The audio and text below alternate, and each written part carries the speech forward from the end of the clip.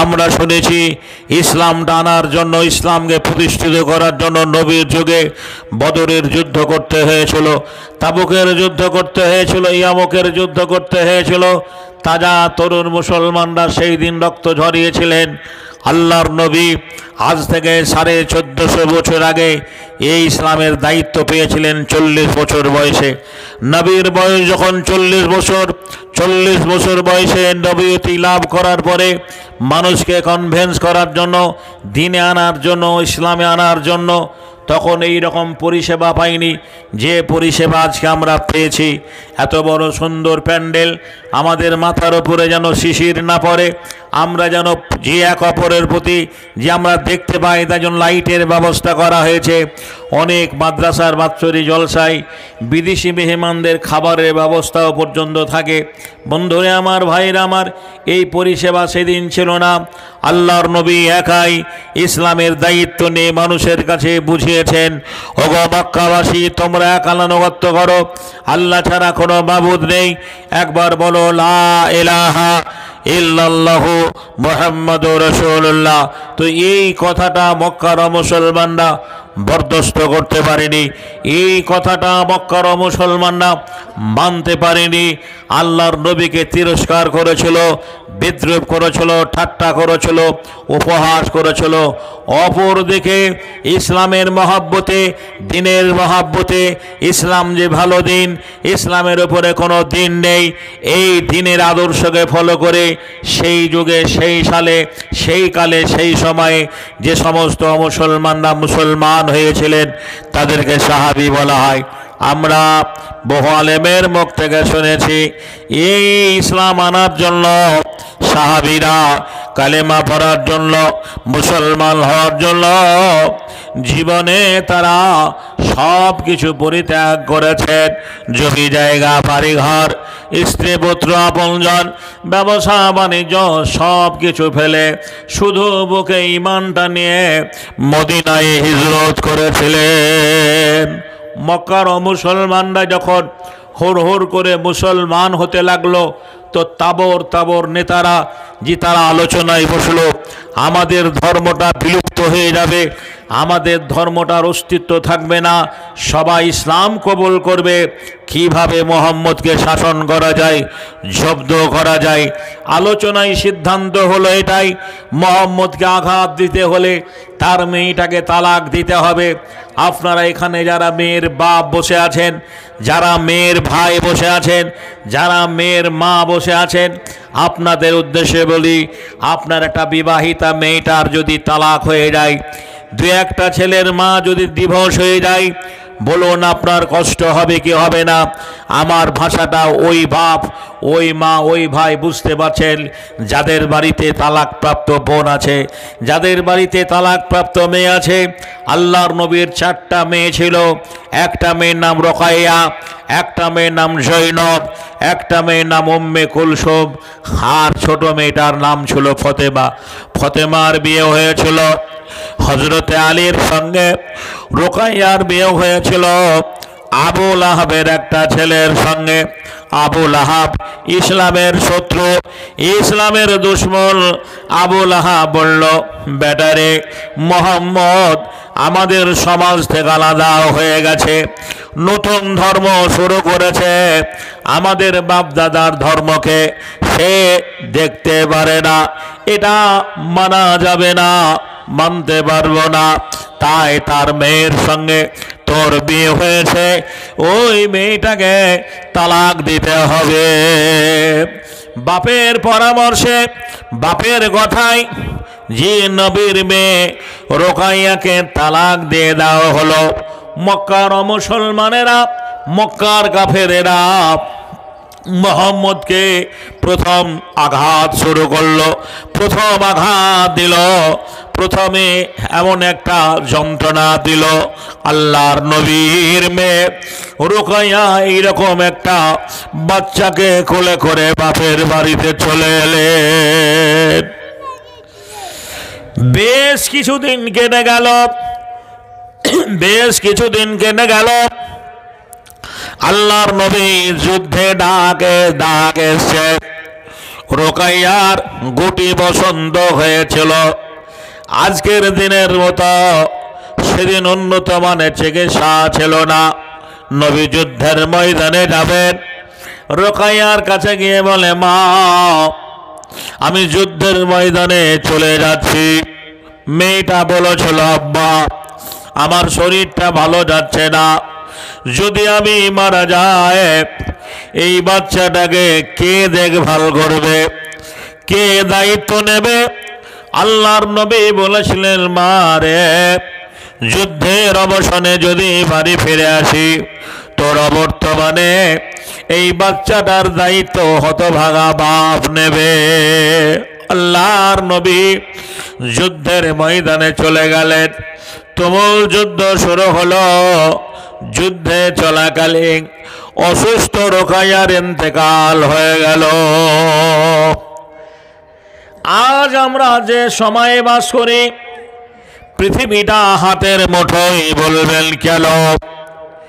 এই জৈনপুরের একটা ছেলে কর্মসূত্রে যদি দুবাইয়ে থাকে, যদি সৌদিতে থাকে, কাতারে থাকে, বাহরাইনে থাকে, এই মেশিনটার দ্বারা, এই মোবাইলটার দ্বারা খবর দেওয়া যাবে, যাবে না? যাবে না? খবর দেওয়া যাবে। বলবে, বেটা আব্দুর রহমান এই মাত্র তোর নানি ইন্তেকাল করেছে। আমি যে সময়ের কথা বলছি, যে কালের কথা বলছি, সেই সময়ে এই পরিষেবাটা ছিল না। আল্লাহর নবী জানতেই বললেন না। নবীর বর্তমানে রোকাইয়ার দাফন হয়ে গেল। এটা কবরবাসীদের, যারা সুস্থভাবে কবরে শায়িত অবস্থায় থাকতে পারে, জায়গাটা যেন প্রশস্ত হয়, বড় হয়, চওড়া হয়, চারিদিক যেন কবরস্থান ঘেরা থাকে, তারই জন্য আজকের এই জলসা। নাকি বলছেন? তারই জন্য আজকের এই জলসা। বন্ধুরে আমার, ভাইয়েরা আমার, এটা কিন্তু মাথায় আপনাদের রাখতে হবে। ভাইজানেরা আমার, আল্লাহর নবী যুদ্ধের অবসানে বাড়ি ফিরলেন। হযরত ওসমান গনি বলেন, ইয়া রাসূলুল্লাহ, আল্লাহর নবী ওসমান গনির চেহারা দেখে বুঝতে পেরেছেন আমার মেয়েটা আর বেঁচে নেই। যখন ওসমান গনি যুদ্ধে যাওয়ার জন্য প্রস্তুতি নিয়েছিলেন, আল্লাহর নবী ওসমান গনিকে বললেন, ওসমান আমার মেয়েটা বড় অসহায়, আমার মেয়েটার প্রতি তুমি নজর রাখবে, খেয়াল রাখবে, যা প্রয়োজন হবে তাকে তুমি সাহায্য করবে। পরবর্তী সময়ে এই রোকাইয়ার বিয়ে হয়েছিল হযরত ওসমান গনির সঙ্গে। খালারা, মায়েরা, আল্লাহর নবী কে হযরত ওসমান গনি বলছেন, ইয়া রাসূলুল্লাহ আপনার রোকাইয়া আর বেঁচে নেই। মা হারা ছেলেটাকে আল্লাহর নবী কোলে তুলে নিলেন। যেখানে আল্লাহর নবী যান, ছেলেটা নানা নানা বলে যায়। কাফেরেরা হাসে, এক অপরকে বলে, দেখো আমরা মুহাম্মদকে কত কষ্ট দিয়েছি। এটা দায়িত্বশীল মানুষ, সমাজের দায়িত্বপরায়ণ মানুষকে যদি একটা বাচ্চা ছেলেকে ধরিয়ে দেওয়া হয়, বরং তার বিভিন্ন কাজে অসুবিধা হবে না? হবে না? বিভিন্ন কাজে অসুবিধা হবে। সেই অসুবিধা মাথায় রেখে মক্কার কাফেরেরা আল্লাহর নবীকে দেখে আসতেন। আল্লাহর নবী ওই বাচ্চাটাকে একদিন জয়তুন তেল মাখিয়ে উটের দুধ খাইয়ে নদীতে পানি আনতে গিয়ে দেখে একটা কাক এসে ঠোকর মেরে দুটো চোখে নষ্ট করে দিয়েছে।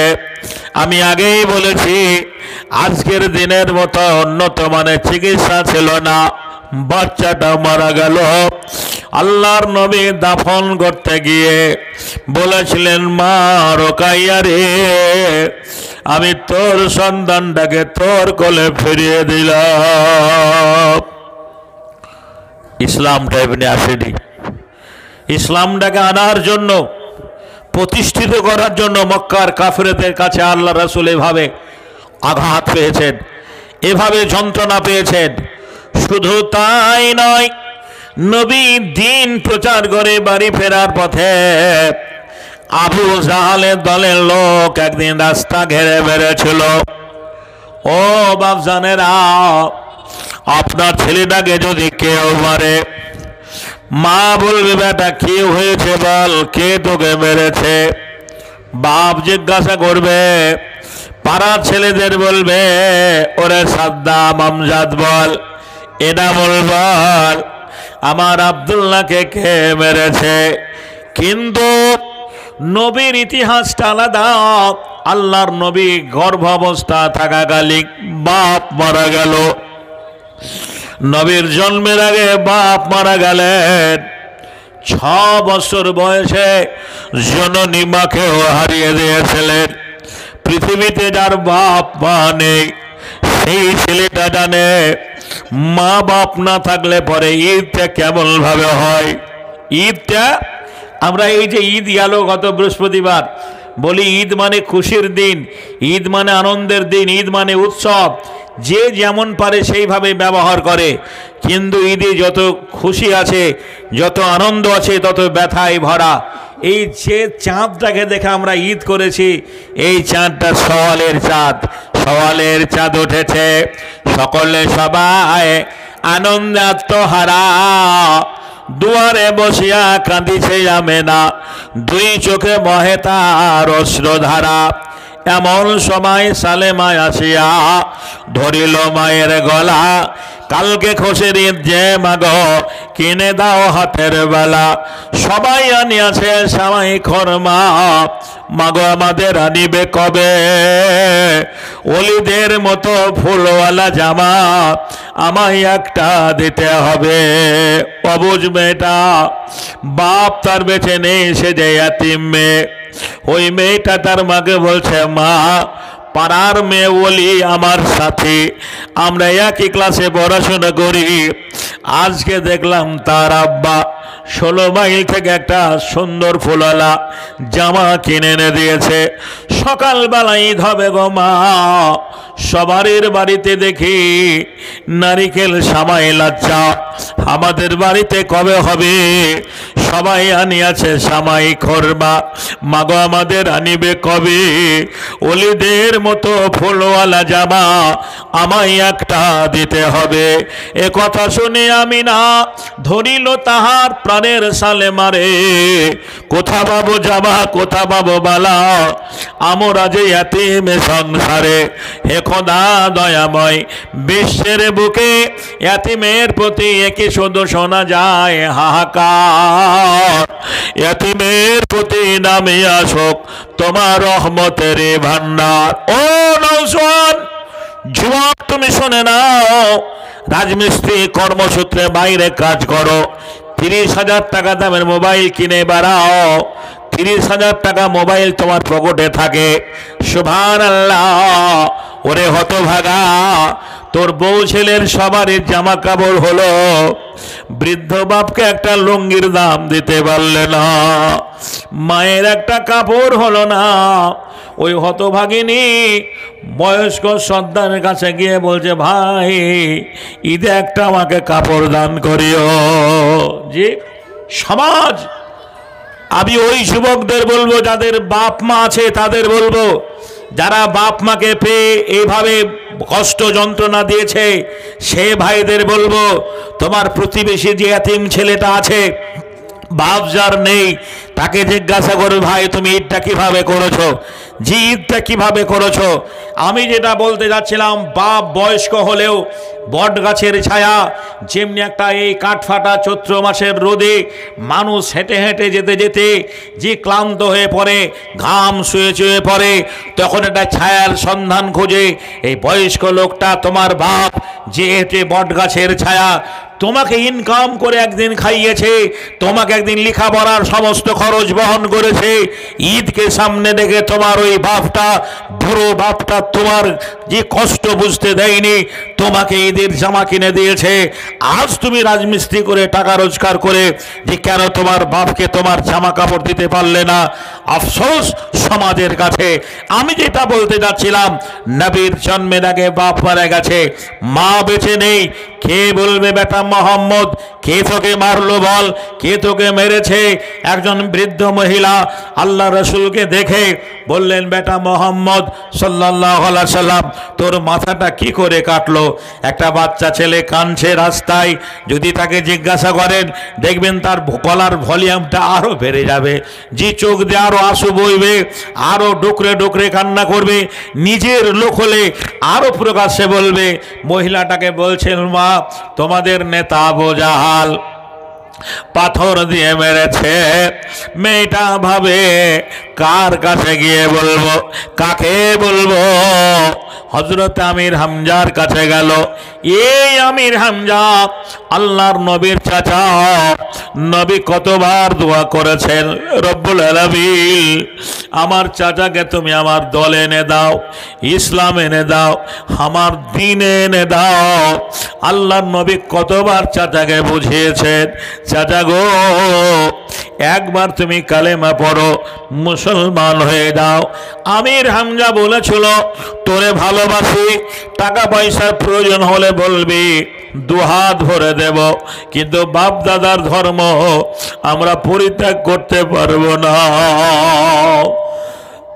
আল্লাহর নবী জি আল্লাহর নবীকে এই কথা শুনে যখন মহিলাটা আমির হামজাকে গিয়ে বলল, নবীর চাচা আমির হামজা আল্লাহ রসুলকে খুঁজতে গিয়ে রক্তমাখা শরীর দেখে হাউ মাউ করে কাঁদলেন। কলপাসান রে মারলি পাথর, মোর নবীজির খুন বয়ে যায়। বেটা ভাতিজারে বলবা, কে তোকে মেরেছে? আমি তার বংশের বাতি রাখবো না, বংশকে ধ্বংস করে দেব। চাচা গো তোমাদের নেতা আবু জাহাল পাথর দিয়ে মেরেছে। হযরতে আমির হামজা আবু জাহালের বাড়িতে গিয়ে বলল, আবু জাহাল তুমি আমার ছেলেকে মেরেছো, কি অন্যায় কি অপরাধ করেছে বলো, তোমার কোন পাকা ধানে বই দিয়েছিল? আবু জাহাল বলল, তুমি কি জানো না সে নতুন ধর্ম শুরু করেছে, আমাদের দেবদেবীর ধর্মে নিন্দা করে, এ অন্যায় বরদাস্ত করতে পারিনি। যে বিশ্ব নবীর চাচা হযরতে আমির হামজা এ কথা শোনার সঙ্গে সঙ্গে তিনিও কম বীর পুরুষ ছিলেন না, গলার কলারটা ধরে আল্লাহ রসুলের কাছে টানতে টানতে এনে হাজির করা হলো। বলা হলো, বেটা মোহাম্মদ বল বাপ, কেমন করে মারলে, কি দিয়ে মারলে, আমি তোর মলিন মুখে হাসি দেখতে পাবো। চাচা যান, আমি রহমতুল লিল আলামিন। আবু জাহাল বুঝতে পারেনি, জানতে পারেনি তাকে মেরে লাভ নেই। যদি আমার মুখে হাসি দেখতে যাও, একবার যদি কালেমা পড়ে মুসলমান হয়ে যাও, আমার জীবনের সমস্ত ব্যথা দূর হয়ে যাবে। সেই দিন আবু জাহালকে ছেড়ে দিয়ে নবীর চাচা হযরতে আমির হামজা কালেমা পড়ে মুসলমান হয়েছিলেন। ভাই শুধু মুসলমান হয়নি, বদরের যুদ্ধ করতে গিয়ে কাফেরদের হাতে আমির হামজা শহীদ হয়ে গেছিল। শুধু শহীদ হয়ে যায়নি, তার বুকটা চিরে কলেজা বের করে হিন্দা মেয়েটা চিবিয়ে খেয়েছিল, চোখ দুটো তুলে নেওয়া হয়েছিল, কান দুটো কেটে নেওয়া হয়েছিল। আল্লাহর নবী মর্মাহত হলেন, বললেন, চাচা গো আজ তোমার এই অবস্থাটা কে করেছে? দেখলেন জিহাদের ময়দানে একটা মহিলা উন্মাদিনীর মতো দ্রুত গতিতে ছুটে আসছে। নবী বললেন, যাও ওই মেয়েটাকে নিষেধ করো, বাধা দাও। জুবাইর বলে একজন সাহাবী পথ অবরোধ করার জন্য দৌড়ে গেলেন। সংকীর্ণ পথে ভাবে দাঁড়িয়ে রয়েছেন, মহিলাটা কাছাকাছি হয়ে গেল, দুখানা কাপড় এনে বলছেন, এই সামনে থেকে সরে দাঁড়া, আমার সামনে বাধা দিস নে। জুবাইর বলছেন, মা তোমাকে আল্লাহর নবী যেতে নিষেধ করেছে, আজ জিহাদের ময়দানে মুসলমানদের যা ক্ষয়ক্ষতি হয়েছে তুমি তা সহ্য করতে পারবে না। তোমার ভাই আমির হামজাকে তার বুক চেরে কলেজা চিবিয়ে খেয়েছে, তার চোখ দুটো তুলে নেওয়া হয়েছে। বললেন, না বেটারে, বাধা দিস নে। সাইডে ধাক্কা মেরে বিশ্ব নবীর কাছে মহিলাটা চলে এলেন, দুখানা কাপড় দিয়ে বলছেন, ইয়া রাসূলুল্লাহ আমি আমির হামজার বোন দুখানা কাপড় এনেছি। এই দুখানা কাপড় থেকে একখানা কাপড় দিয়ে আমার ভাইটার যেন দাফন কাফন করা হয়। আল্লাহর নবী কাপড় দোকানা খুলে দেখলেন তো দুটো কাপড় সমান মাপের ছিল না, একটা ছিল ছোট আর একটা ছিল বড়।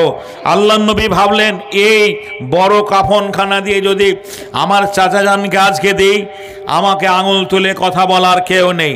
আচ্ছা, মেম্বারের হাতে সব কিছু, যে কে ইন্দ্রাবাসন পাবে কে পাবে না মেম্বার কাটছাট করতে পারবে না। এখন মেম্বার যদি নিজের আপনজনকে দিয়ে দেয় কেউ বাধা দিতে পারবে? কেউ বাধা দিতে পারবে না। নবী বললেন না, আমি ওই রকম নেতৃত্ব করিনি, লটারি করা হোক, যার নাম আগে উঠবে তাকে এই বড় কাফনখানা দেওয়া হবে। হযরতে আমির হামজার নাম আগে না উঠে একজন আনসারী সাহাবীর নাম উঠল, আর বড় কাফনখানা আনসারী সাহাবীকেই দেওয়া হলো। বাকি থাকলো ছোট কাফনখানা। সাহাবীরা বলছেন, ও আল্লাহর নবী, আপনার চাচা বড় টল ফিগার মানুষ, উঁচু চারা মানুষ, এই ছোট কাফনখানা দিয়ে গোটা শরীর ঢাকে না। ওগো আল্লাহর নবী, আমরা মাথার দিক ডাকতে গেলে পায়ের দিক ফাঁকা থেকে যায়, পায়ের দিকে যখন কাফনটা টানি উপর দিকটা ফাঁকা থেকে যায়। এমত অবস্থায় কি করবে বলুন? আল্লাহর নবীর চোখ দিয়ে টস টস করে পানি গড়িয়ে এলো। আল্লাহর নবী বলেন, সাহাবীরে, আমার চাচাজানের ওপর দিকটা মুখমণ্ডলটা ওই কাফনখানা দিয়ে ঢেকে দাও।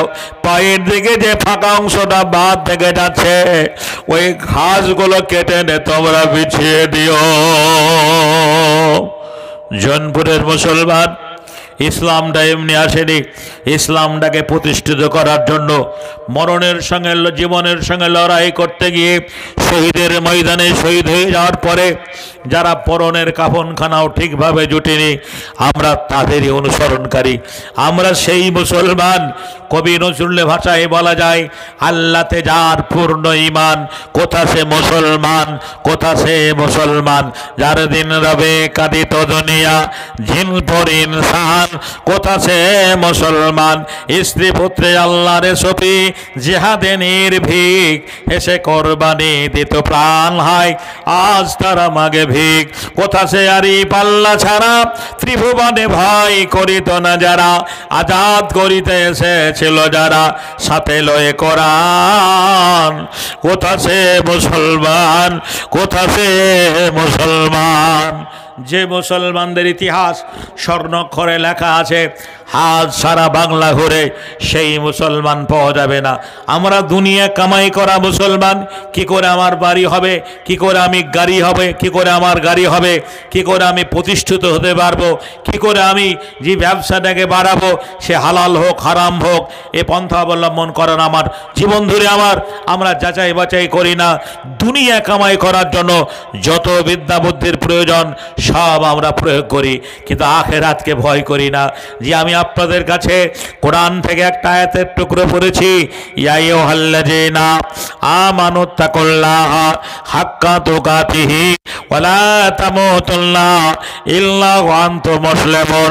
তোমরা যারা ঈমান এনেছো আমাকে ভয় করার মতো ভয় করো, আর তোমরা মরিও না মুসলমান অবস্থায় না থাকা পর্যন্ত। যদি তোমরা মরো মুসলমান হয়ে মরো, খবরদার তোমরা মুসলমান হয়ে মরিও না। কারা মুসলমান হয়ে মরেছিলেন? উমাইয়ার কৃতদাস হাবসি গোলাম হজরতে বেলাল, যার নাম ইসলাম কবুল করার অপরাধে মক্কার কাফেরেরা তার হাতে পায়ে দড়ি বেঁধে মরুভূমির মাঠে মাঠে টেনে টেনে নিয়ে বেড়া হয়েছিল। তবু বেলাল ইসলাম থেকে সরে যায়নি, এক আল্লাহর পরে ভরসা রেখেছিলেন। ইসলাম কবুল করার পরে ব্যক্তি জীবনে এত কষ্ট স্টিমরোলার চলে যাওয়ার পরে বেলাল একটা ভালো জায়গা পেলেন। জায়গাটা কি? ইনি হলেন মুয়াজ্জিন। বিনা মাইকে আজান দিয়েছিলেন। ওরে জৌনপুরের মুসলমান ভাইরা, আজ আমাদের দেশে মসজিদ আছে মাইক নেই, এই রকম মসজিদ পাওয়া যাবে না। সব মসজিদেই মাইক লাগানো আছে, কম্পিটিশনের মার্কেট, মাইক লাগানো আছে। মাইকের আওয়াজ আজান হয়, আমাদের কানে আসে না। হযরতে বেলাল বিনা মাইকে আজান দিতেন। এই আজানের আওয়াজটা কত দূর পৌঁছাতো? আল্লাহর আরশ মহল্লায়। জি, এই বেলালকে আল্লাহর নবী জান্নাতে মেরাজে গিয়ে জান্নাতের ভেতরে হাঁটতে দেখেছেন। বড় লম্বা ঘটনা। নবী মেরাজ থেকে এসে মসজিদ নববীতে বেলালকে জানতে চেয়েছিলেন, বেলাল তুমি মুসলমান হয়েছ, কালেমা পড়েছ, ঈমান এনেছ, বেলাল বলো তোমার ব্যক্তি জীবনে তুমি কি এমন আমল করো? বেলাল বলছেন, নবী গো, আমি যেদিন থেকে মুসলমান হয়েছি, যেদিন থেকে আমাকে আজানের দায়িত্ব দেওয়া হয়েছে, আমি সেই দিন থেকে নিয়ে আজও অবধি যখন অজু ভেঙে যায় তৎক্ষণাৎ আমি অজু করে নিই। শুধু অজুই নয়, অজু করার পরে 2 রাকাত নফল নামাজ পড়ে আজানের রক্ত হলে আজান দিই। বিনা অজুতে জীবনেও কোনোদিন আমি আজান দিইনি। ভাইজানেরা আমার, বন্ধুরে আমার, এই সাহাবায়ে দিনেরা ইসলাম কবুল করেছিলেন কত কষ্ট করে। মুসলমান হওয়ার জন্য তাদেরকে বাড়ি ঘর ছাড়তে হয়েছে, জমি জায়গা ছাড়তে হয়েছে, স্ত্রী পুত্র সব কিছু পরিত্যাগ করে মদিনায় হিজরত করেছিলেন। ভাই আমার দিকে তাকান, যারা মক্কা থেকে মদিনায় চলে গেলেন এরা হলেন মুহাজিরিন। এরা হলেন মুহাজিরিন। মদিনার আনসারীদের ঈমান কত পাকা। আনসারী শব্দের অর্থ সাহায্যকারী। কিভাবে সাহায্য করেছিলেন? তুমি আমার দিনে এসছো, তুমি আমার দিনী ভাই, এই জায়গাটা তোমাকে দান করে দিলাম, এখানে বাড়ি ঘর বানাও, খেজুরের বাগানটা তুমি আবাদ করো। সুবহানাল্লাহ। আমার ঘরে চলো, 2টো বিবি আছে, যেটা তুমি পছন্দ করবে আমি সেইটাকে তালাক দিয়ে দেব। সমাজের কাছে আমার আবেদন, সেই যুগের মুসলমানদের ঈমানটা কেমন ছিল? আজ কেউ ইসলাম কবুল করলে পরে সারা জীবন নবমুসলিম বলে দাবি করে, আর মানুষের কাছে গিয়ে বলে আমাকে কিছু সাহায্য করুন। এটা সমাজের দোষ। তার তো দোষ আছে, সমাজ দায়ী বেশি। বলবেন কেন? আমার একটা আপন ভাগ্নে বর্তমানে ইসলাম কবুল করেছে। আপনারা জানেন কি জানি না, আমি গলাবাজি করা বক্তা নই। সারা পশ্চিম বাংলার মাটিতে বিভিন্ন জায়গায় বক্তব্য করতে গিয়ে আমি ভারতবর্ষের 5-7টা রাজ্যে বক্তব্য রাখি। যে বক্তব্য করতে গিয়ে বর্তমানে আমার কাছে 17 জন অমুসলিম, যাদেরকে আমি কোর্টে স্বয়ং গিয়ে এফিডেভিট করিয়েছি, 17 জন অমুসলিম আমার কাছে কালেমা পড়ে মুসলমান হয়েছেন। বলুন আলহামদুলিল্লাহ। বন্ধুরে আমার, ভাইয়েরা আমার, তো আমার মামা আমাকে বলছেন, আমার ভাগনাটা একদিন বলল, মামা জি আমার বাড়িটা ছাদ দিতে পারি না, একটা গ্রামে আপনাকে নিয়ে যাব, আপনি জুমায় খুতবা দিয়ে কিছু বলবেন আমার ব্যাপারে, ইনশাল্লাহ আমার ছাদটা হয়ে যাবে। তো আমি সেই গ্রামে গেলাম, খুতবা দিলাম, নামাজ পড়ালাম, তারপরে আবেদনটা রাখলাম। আমাকে 2 জন মৌলানা সাহেব বললেন যে তোমরা মামা ভাগ্নে নবমুসলিম কতদিন থাকবা? আমি বললাম, মৌলানা ঠিকই বলেছেন, একটা গ্রামের নাম নতুন গ্রাম। আচ্ছা, নতুন গ্রামটা কতদিন নতুন থাকবে? নতুন গ্রামটা কতদিন নতুন থাকবে তাই বলেন? যতদিন পুরনো না হবে। নাকি বলছেন? যতদিন পুরনো কখন হবে? অনেক গ্রাম নতুন গ্রাম আছে না নেই? অনেক গ্রামের নাম নতুন গ্রাম আছে না নেই? ওনাকে বললাম, নবমুসলিম সমাজ ব্যবস্থা আমাদের করে রেখেছে রাসূলের জামানায় সাহাবায়ে দিনেরা। জি, ইসলাম কবুল করার পরে যখন মক্কা ছেড়ে মদিনায় গেলেন, তো মদিনার আনসারীরা যেভাবে সাহায্যের হাত বাড়িয়ে দিয়েছিলেন, সেইভাবে যদি একটা নবমুসলিম যাকে চেনে জানে যদি সেইভাবে দেয়, সমাজ যারা জাকাতের আওতায় পড়েছে জাকাতের ফান্ড থেকে টাকা যদি সেই টাকাটা দেয়, যারা সাধারণ দান তো দূরে কথা, যেমনি ধরেন ওসর ফেতরা জাকাত থেকে যদি সে দানটা পায়, আমার মনে হয় একটা বছরই প্রতিষ্ঠিত হয়ে যাবে। জোরে বলেন ঠিক না বেঠিক? জোরে বলেন ঠিক না বেঠিক?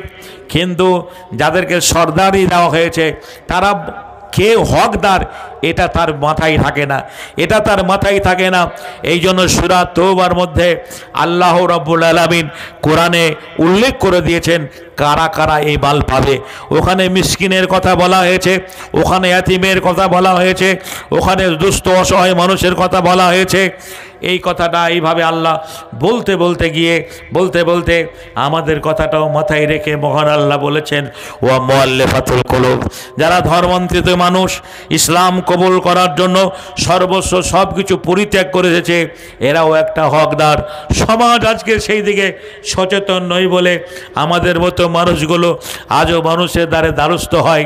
আমি আজকেই যে আমার বয়স্ক বাপজিকে বলছিলাম, জি বলে কী ব্যাপার আপনার মনের অবস্থা খারাপ কেন?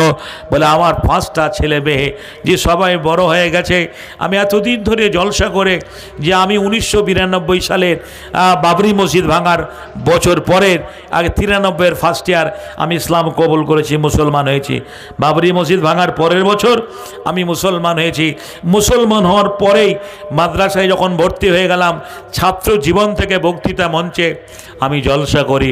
বাংলার বহু বক্তা হাত যারা নেই, যাদের সঙ্গে আমি একই মঞ্চে কথা বলেছি, সাইফুদ্দিন মনিরামপুরি, ঝাড়খণ্ডে বাড়ি, আমি তার সঙ্গে বক্তব্য রেখেছি।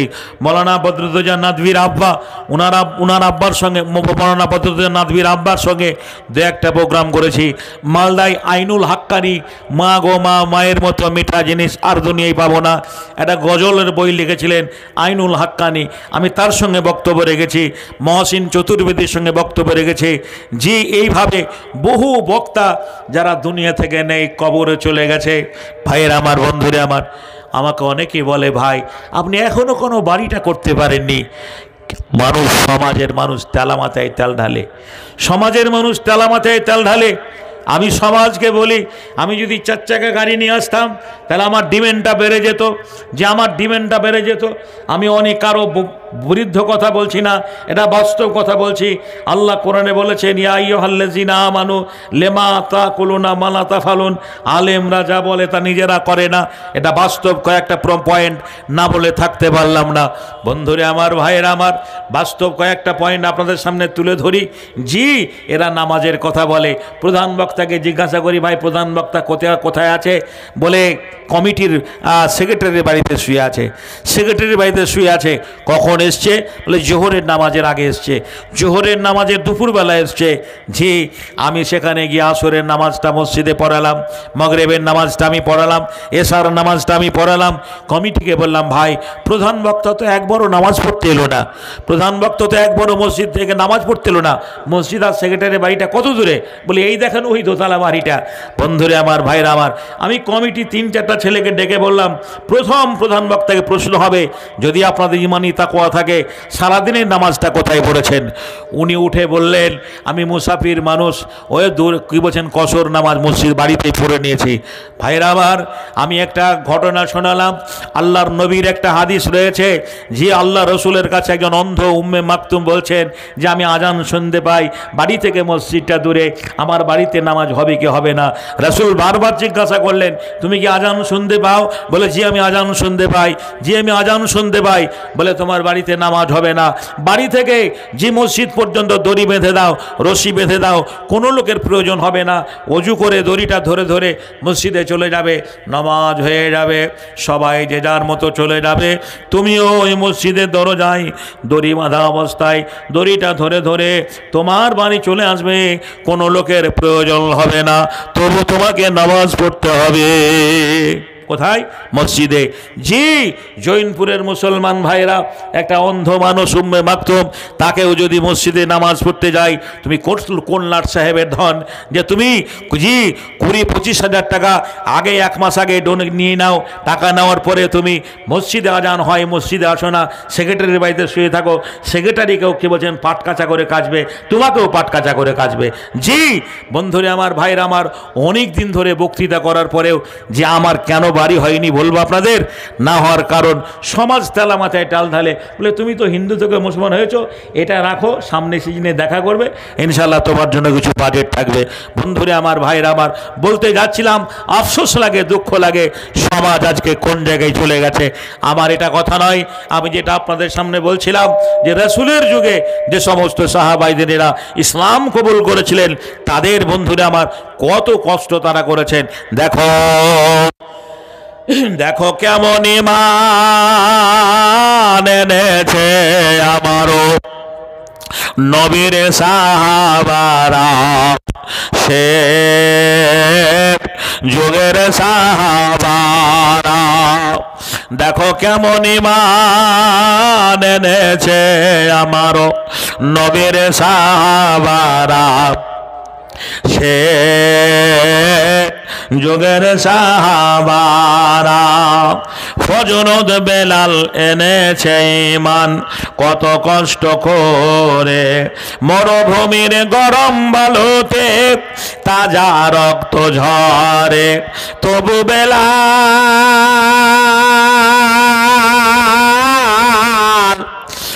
বেলাল ছাড়েনি কালেমা, পড়ে লা ইলাহা ইল্লাল্লাহ। দেখো কেমন ঈমান এনেছে আমারও নবীর সাহাবারা, সে যুগের সাহাবারা। হযরত খাব্বাব এনেছে ঈমান কত কষ্ট করে, কাফেরেরা পাথর দিয়ে বুকে আঘাত করে, পেছন দিকে তাকালে পরে দেখা যায় বুকের সিনা।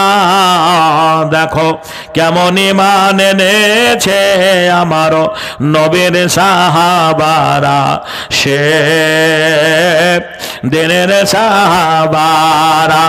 হযরত হানজালা এনেছে ঈমান কত কষ্ট করে, প্রথম রাতে বিয়ের পরে ছিল বাসর ঘরে, যুদ্ধের দামামা উঠলো বেজে হলো না গোসল করা।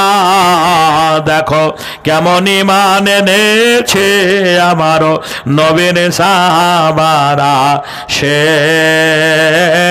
যুগের সাহাবারা। হযরত আলী আল্লাহর ওলি, হযরত আলী নবীর জামতা, থাকেন কোফা শহরে, ফজরের নামাজ পড়ব বলে গেল আল্লাহর ঘরে, পিছন থেকে কাফেরের দল, পিছন থেকে কাফেরের দল মারলো তারে ছোরা। দেখো কেমন ঈমান এনেছে আমারও নবীর সাহাবারা, সে দিনের সাহাবারা। নবীর যুগে এই সাহাবীরা মুসলমান হওয়ার জন্য হায় হায় কি কষ্ট করেছিলেন। ভাইজানের আমার, বাপজানের আমার, মা বোনের আমার, আল্লাহর নবী গভীর রজনীতে মসজিদ নববীতে নামাজ পড়তে যাচ্ছেন, যে বাড়ি থেকে বের হবেন দরজার সামনে বাঁকা অবস্থায় এইভাবে কাপড়টা ধরে একটা তরুণ নওজোয়ান দাঁড়িয়ে আছে।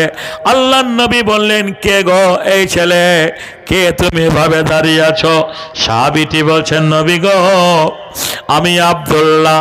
আল্লাহর নবী বললেন, তুমি কোন আব্দুল্লাহ? সাহাবীটি বলছেন, ও আল্লাহর নবী, একদিন আমি আপনার বক্তব্য শোনার পরে আমি কালেমা পড়ে মুসলমান হয়েছি, আপনি আমার নাম রেখেছিলেন আব্দুল্লাহ। আল্লাহর নবী বললেন, ও আব্দুল্লাহ বলো তোমার এই অবস্থাটা কি করে হলো? তুমি তো ভালো বংশের ছেলে, ধনী বংশের ছেলে। নবীর সাহাবী আব্দুল্লাহ বলেন, ও আল্লাহর নবী, আপনার বক্তব্য শোনার পরে আমি আমার মাকে গিয়ে বললাম, মা আমি মুসলমান হয়ে যাব। আমার মা যে আমাকে আমার চাচার বাড়িতে নিয়ে গেল, আমার মা, আমার বাপ বেঁচে নেই, আমি ইয়াতিম ছেলে। আমার মা আমার চাচাকে গিয়ে বলল, তোমাদের এই ছেলেটা মুসলমান হয়ে যাবে। নবী গো আমার চাচা ইসলামের শত্রু, আবু জাহালের দলের লোক। আমার চাচা আমাকে বলেছিল, তুই যদি মুসলমান হয়ে যাস এই বাড়িঘর জমি জায়গা সব তোকে ছাড়তে হবে। ও মা খালারে আমার, এই জালসাটাই যে আমি আজকে প্রথম আসিনি, এই গ্রামে আরো দুবার এসেছিলাম। একবার ওই একটা টোলাতে এসেছিলাম, তারপরে মাদ্রাসার জলসে এসেছিলাম। অনেক বক্তা থাকার পরে হয়তো হয়তো এত সুযোগ পাইনি। ভাইরা আমার, বন্ধুরে আমার, আপনারা ভালোবাসেন বলে বাংলায় বক্তার অভাব নেই, তবুও আপনারা আমাকে ডেকেছেন।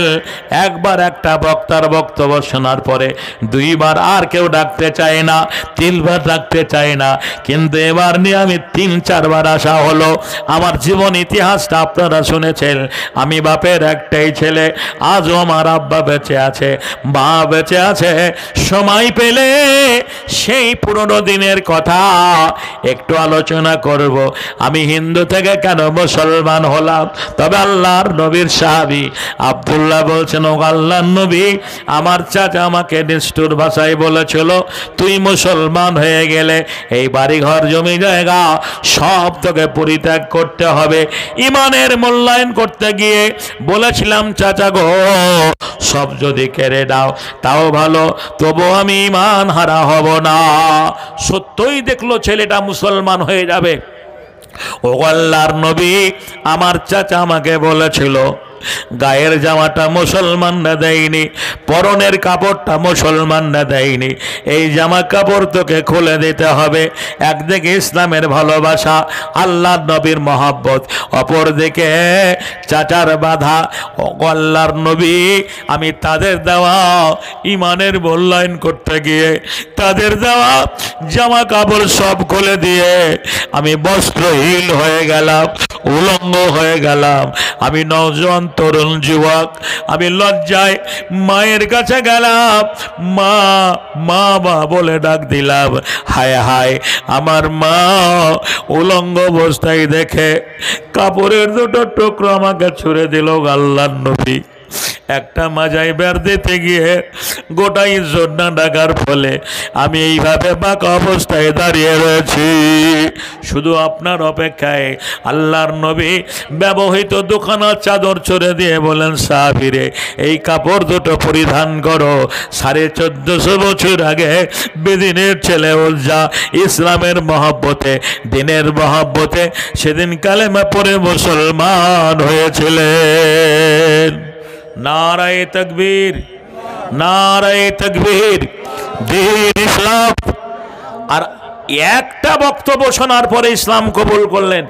আপনারা আমরা যারা বসে আছি বলুন, জি, কটা জালসা আপনি শুনেছেন?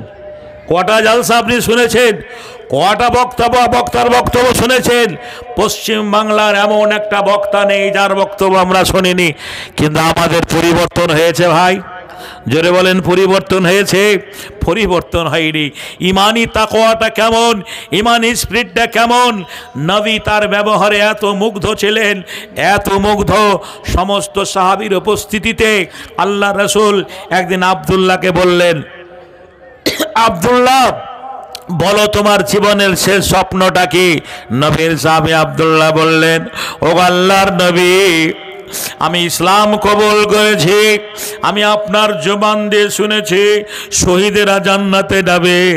আমি আপনার জবান দিয়ে শুনেছি শহীদের কবরে হিসাব হবে না। আমি ইসলাম কবুল করার পরে যুদ্ধের ময়দানে যেন শহীদ হয়ে যেতে পারি। আল্লাহর নবী তাকে কোন এক যুদ্ধের সময় দিয়েছিলেন, যুদ্ধে যেতে যেতে মাঝপথে উনি মারা গেলেন। হঠাৎ ইন্তেকাল হয়ে গেল। আল্লাহর নবীর যুগে এই পরিষেবাটা সেই দিন ছিল না। বিশ্ব নবীকে দুজন সাহাবী খবর নিয়ে গিয়ে বললেন, ইয়া রাসূলুল্লাহ, আপনার সাহাবী আব্দুল্লাহ ইতিপূর্বে আপনার কাছে যে কালেমা পড়ে মুসলমান হয়েছিল, নবী গো, যুদ্ধের ময়দানে আসার সবাই সেই আব্দুল্লাহ মারা গেছে। আল্লাহর নবী এতটুকু দেরি করলেন না, সেই জায়গায় এসে লাশটা সামনে রেখে আমার নবী জানাজা নামাজটা পড়ালেন। ওরে জৈনপুরের মুসলমান ভাইরা, যা লাশটা সামনে রেখে আল্লাহর নবী নামাজ পড়াচ্ছেন, বলুন তার জায়গাটা কোন জায়গায় হবে, তার স্থানটা কোন জায়গায় হবে?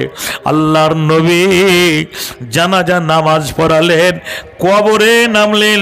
কবরে নেমে দুটো হাত বাড়িয়ে বললেন, সাহাবীরে, তোমরা আব্দুল্লাহর লাশটা আমার হাতে ধরিয়ে দাও। আল্লাহর নবী আব্দুল্লাহর লাশটা কবরে নামালেন, কাফনের বাঁধন কাফন খুলে দেওয়া হলো, মাটি হয়ে গেছে। আল্লাহর নবী দাফনের পরে আব্দুল্লাহর কবরে দাঁড়িয়ে বলেছিলেন, আয় আল্লাহ, আমি তোমার রাসূল বলছি, আমি আব্দুল্লাহর ব্যবহারে রাজি, তুমি রাজি হয়ে যাও। আমি আব্দুল্লাহর ব্যবহারে খুশি, তুমি খুশি থেকো। জৈনপুরের মুসলমান ভাইরা, আমাদের বয়সটাও কম হলো না। আপনার ব্যক্তি জীবনে একবার নিজে অঙ্ক কষে জীবনের হিসাব করে বলুন, আপনি চলমান জীবনে কতটুকু আল্লাহর আনুগত্য করতে পেরেছেন। যদি আল্লাহ রাসূল আনুগত্য করতে পেরেছেন, আল্লাহকে ভয় করে দুনিয়া করেছেন, তা আলহামদুলিল্লাহ, বেঁচে থেকে আপনার লাভ আছে। পরকালে ভালো একটা জায়গা পাবেন, যেটা শরীয়তের ভাষায় জান্নাত বলা হয়েছে। আর দুনিয়া কামাই করার জন্য যত রকমের ঠকবাজি, প্রবঞ্চনা, মিথ্যা, ধোঁকাবাজ, বন্ধুরে আমার, প্রতারণা, চালাকি, জিদ, চুরি, ডাকাতি, খুন, জখম, যা কিছু করেছেন দুনিয়া লুট করার জন্য, পরকালে যে শরীয়তের ভাষায় আর একটা জায়গা আপনার জন্য অপেক্ষা করছে, সেই জায়গাটার নাম জাহান্নাম। সেই জায়গাটার নাম জাহান্নাম। আমরা যারা এখানে এসেছি, ছেলে মেয়ে উভয় মানুষ, ছোট বড়, আবাল বৃদ্ধ বনিতা, আমরা এখানে এসেছি আসার উদ্দেশ্য দুটো। একটা উদ্দেশ্য হচ্ছে আমরা জাহান্নামের আগুন থেকে বাঁচব, জাহান্নামের আগুন থেকে বাঁচার জন্য, আর জান্নাত পাওয়ার জন্য। জোরে বলেন ঠিক না বেঠিক? জোরে বলেন ঠিক না বেঠিক? আমরা এসেছি জান্নাত থেকে, জান্নাত পাওয়ার জন্য, আর জাহান্নামের আগুন থেকে বাঁচার জন্য। মায়েরাও এসেছে জান্নাত পাওয়ার জন্য আর জাহান্নামের আগুন থেকে বাঁচার জন্য। আমি বাপের একটাই ছেলে, বাবার নাম হীরেন কুমার রাজেন্দ্র। আজও মূর্তি বানান, মূর্তি তৈরি করেন। আমি সেই বংশের ছেলে। বাবা মাই আমার নাম রেখেছিল মিলন কুমার রাজেন্দ্র, পূর্বের নাম ছিল আমার মিলন কুমার রাজেন্দ্র। তারা ইসলাম কবুল করার জন্য আমার ওপরে কত টর্চারিং করেছে, কত মারধর করেছে, তবুও আমি ইসলামকে ভুলতে না পেরে তাদেরকে পরিত্যাগ করে আমি কালেমা পড়ে মুসলমান হয়েছি। কিসের জন্য? বাড়ি গাড়ি করার জন্য না, আমি এসেছি জান্নাতের জন্য, জান্নাত পাওয়ার জন্য। পরকালে যেন আমরা জান্নাত পাবো, জাহান্নাম থেকে যেন আমি বাঁচবো, সেইটার ভয়ে যে আমি এখানে এসেছি। ভাইজানেরা আমার, বন্ধুরে আমার, এটা পরীক্ষা আপনাদের সামনে হবে। এখানে কেউ চিরদিন থাকবো না, সবাই আমরা চলে যাব। আমাদের আসল বাড়ি হচ্ছে চারখানা। প্রথম বাড়ির নাম মাতৃগর্ভ। সবাই আমরা মায়ের পেটে 10 মাস 10 দিন ছিলাম। এটা ওয়েটিং রুম বলতে পারেন, যে একটা ওয়েটিং রুমে কিছুক্ষণ যেমনি থাকে। জাযাকাল্লাহ, কি নাম ভাই আপনার? খসবর মুজাহার হাজির সাহেবের ছেলে খসবর। জোরে বলেন নারায়ে তাকবীর, নারায়ে তাকবীর। উনি আজকে কবরস্থানে জালসায় 5000 টাকা দান করেছেন। জোরে বলুন আলহামদুলিল্লাহ।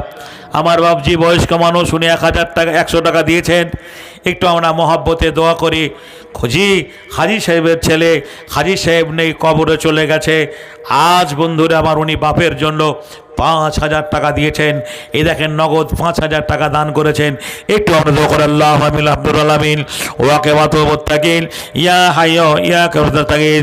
সবার মাঝে এখানেতে ভাই দান ছিল, খসবর নামে দেখো দান পাঠাইলো।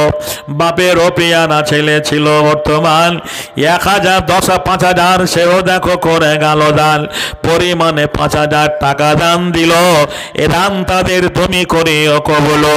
আত্মীয় গানা যারা দুনিয়াতে নাই, নীরব কবরে বাড়ি গিয়েছে গাহাই, তাদেরও কবর তুমি প্রসাদা করিবে, হাসরের দিনে বাড়ি পার করে নিবে।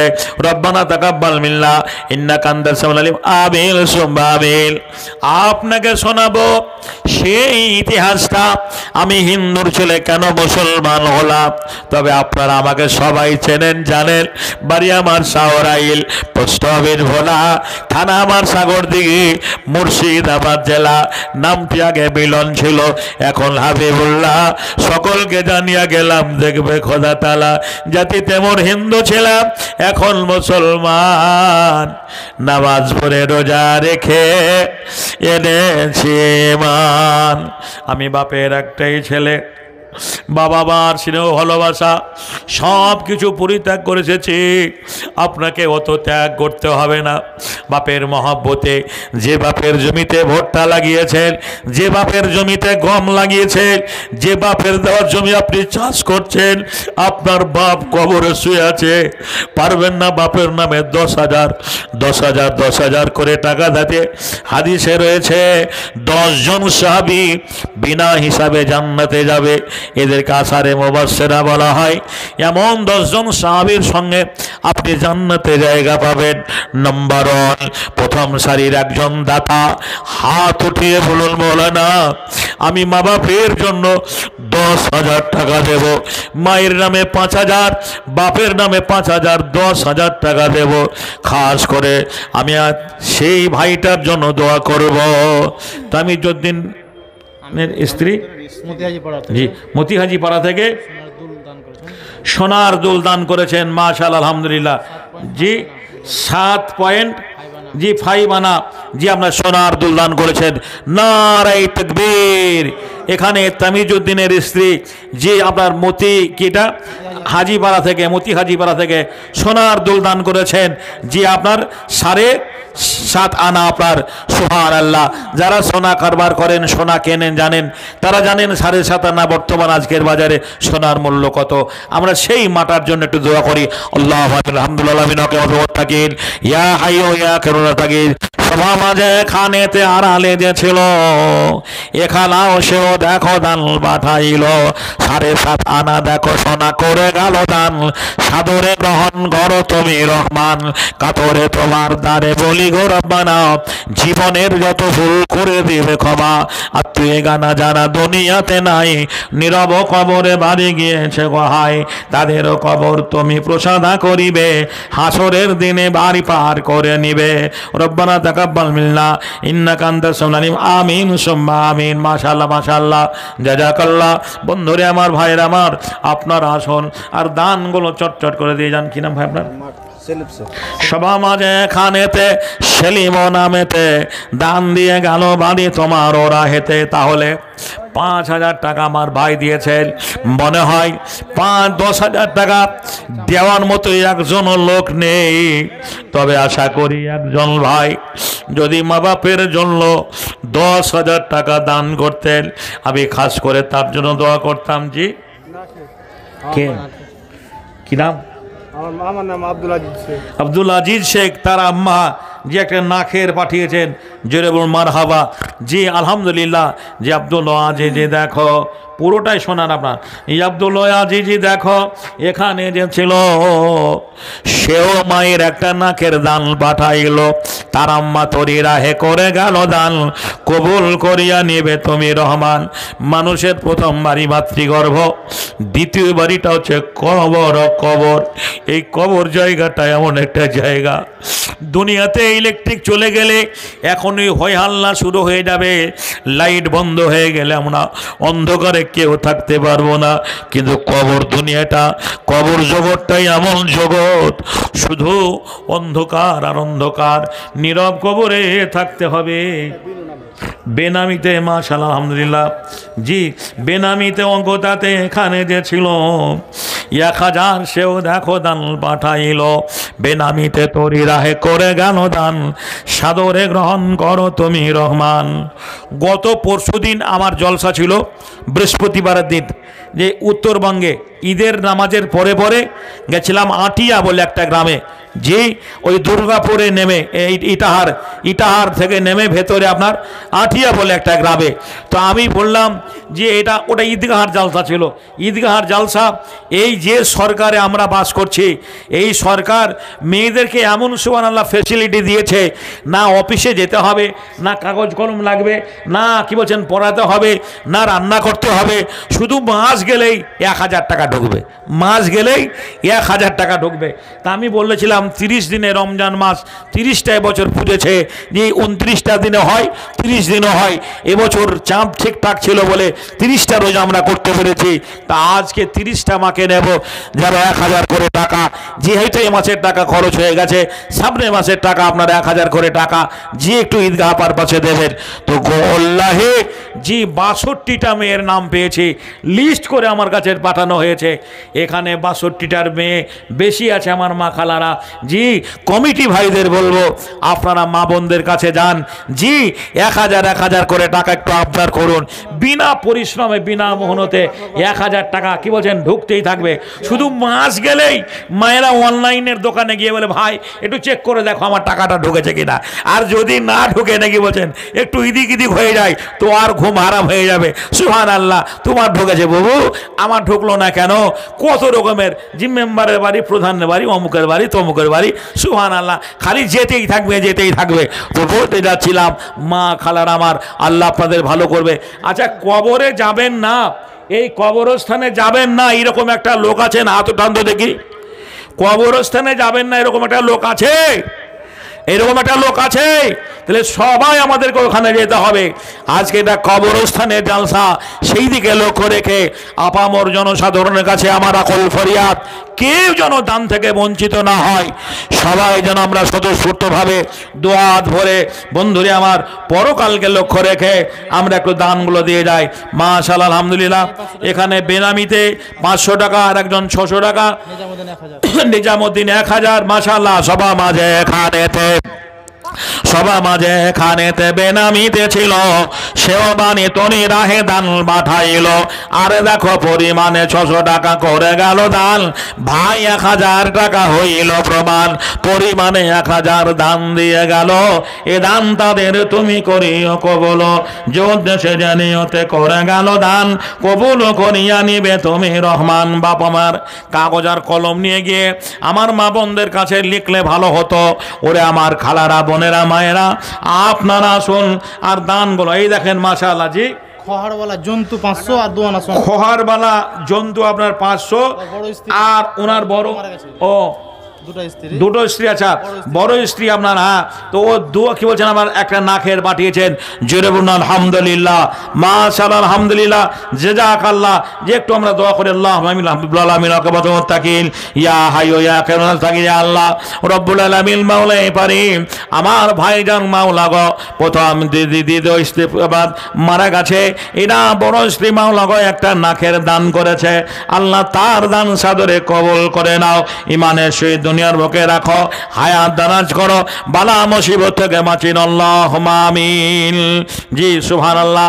ও ভাই মুসলমান, মৌতের আগে করো দান, মরলে যাইবা খালি হাতে, পাইবা শুধু কাফন খান। ও ভাই মুসলমান, মৌতের আগে করো দান, এসব তোমার বেগানা হবে, সবই কিছু পরে রবে, আপন হইবে গোরস্থান। ও ভাই মুসলমান, মৌতের আগে করো দান। যে লোকটা মার্বেল বসিয়েছে, মোজাইক করেছে, এশিয়ান রং করেছে, সেই লোকটাও মারা গেলে ওই বাড়িতে তাকে রাখবে না, এই কবরে তার দাফন হবে। জোরে বলেন ঠিক না বেঠিক? জোরে বলেন ঠিক না বেঠিক? না গায়ের লোক বলবে যে ও এসি এয়ার কন্ডিশন বাড়ি করেছে, মার্বেল মোজাইক করেছে, ওকে ঘরে রেখে দে, রাখবে? রাখবে না বন্ধুরে আমার। যত দামি বাড়ি করেন না কেন, শেষ ঠিকানা কবর। কবর, এই কবর জায়গাটা এমন হবে, তুমি দামি খাটে ঘুমাও, দামি ঘরে ঘুমাও, জি সামান্য একটা মশায় কামড় দিলে ঘুম হয় না। আর কবরে এসে দেখো কত পিপিরা, কত পিপিলিকা, কত মাছি, সুবহানাল্লাহ। যে শিয়ালের সঙ্গে, সাপের সঙ্গে তোমাকে বসবাস করতে হবে।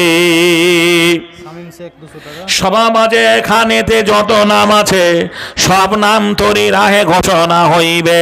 একেবারে বেনামিতে ছিল বর্তমান, অবশেষে 500 করে গেল দান।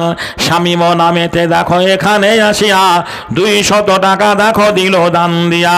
আর দেখো মেরাজুল এ গ্রামেতে ছিল, সেও 1000 টাকা দান পাঠাইল। ভাইজান আনারুল এখানে আসিয়া 1000 সেও দেখো দিল দান দিয়া। মা বাপের নেক ছেলে ছিল বর্তমান, তাই দেখো মা বাপের নামে করে গেল দান। এ কাগজে একে একে যত নাম ছিল হাবিবুল্লাহ সব নাম ঘোষণা করিল। কেহ দেখো বাপ নামে করে গেল দান। মাথা কারো দুনিয়াতে নাই বর্তমান, আত্মীয় গানা যারা দুনিয়াতে নাই নীরব কবরে বাড়ি গিয়েছে গহায়। যেদিন তুমি মারা যাবে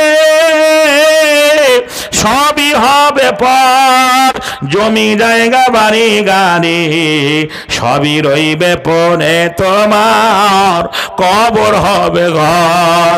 যেদিন তুমি মারা যাবে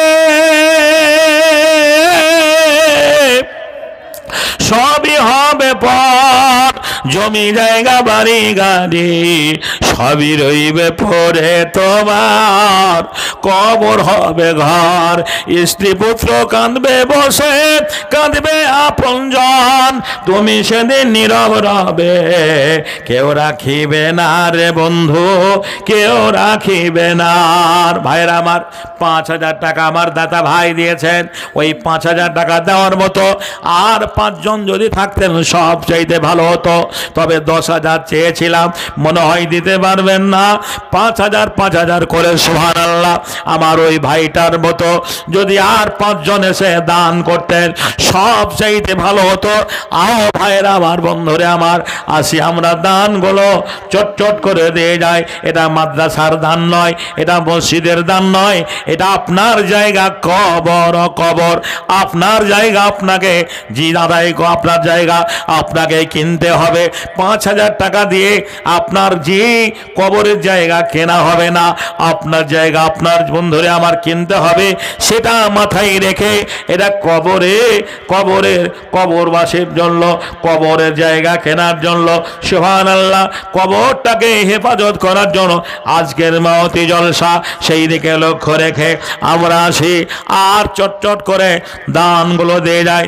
যতগুলো লোক আমরা বসে আছি সবাই সলভেন, সবাই 1000 টাকা দেওয়ার মতো সবাই উপযুক্ত ব্যক্তি।